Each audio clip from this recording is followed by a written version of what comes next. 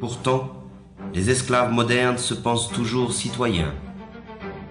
Ils croient voter et décider librement qui doit conduire leurs affaires, comme s'ils avaient encore le choix. Ils n'en ont conservé que l'illusion.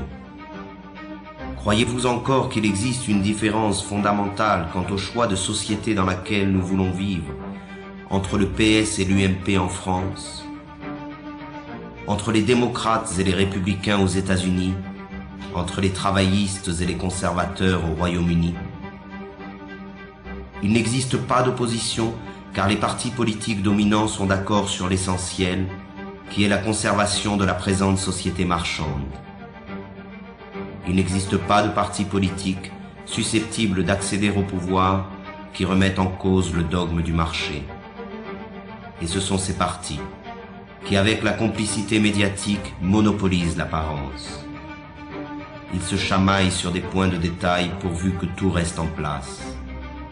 Ils se disputent pour savoir qui occupera les places que leur offre le parlementarisme marchand. Ces pauvres chamailleries sont relayées par tous les médias dans le but d'occulter un véritable débat sur le choix de société dans laquelle nous souhaitons vivre. L'apparence et la futilité dominent sur la profondeur de l'affrontement des idées. Tout cela ne ressemble en rien, de près ou de loin, à une démocratie. La démocratie réelle se définit d'abord et avant tout par la participation massive des citoyens à la gestion des affaires de la cité.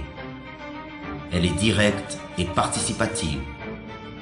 Elle trouve son expression la plus authentique dans l'assemblée populaire et le dialogue permanent sur l'organisation de la vie en commun.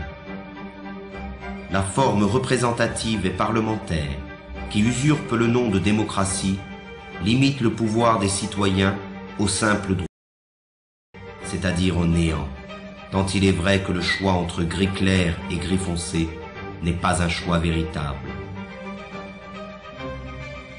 Les sièges parlementaires sont occupés dans leur immense majorité par la classe économiquement dominante, qu'elle soit de droite ou de la prétendue gauche social-démocrate. Le pouvoir n'est pas à conquérir, il est à détruire. Il est tyrannique par nature, qu'il soit exercé par un roi, un dictateur ou un président élu. La seule différence dans le cas de la démocratie parlementaire, c'est que les esclaves ont l'illusion de choisir eux-mêmes le maître qu'ils devront servir. Le vote a fait d'eux les complices de la tyrannie qui les opprime. Ils ne sont pas esclaves parce qu'il existe des maîtres, mais il existe des maîtres parce qu'ils ont choisi de demeurer esclaves.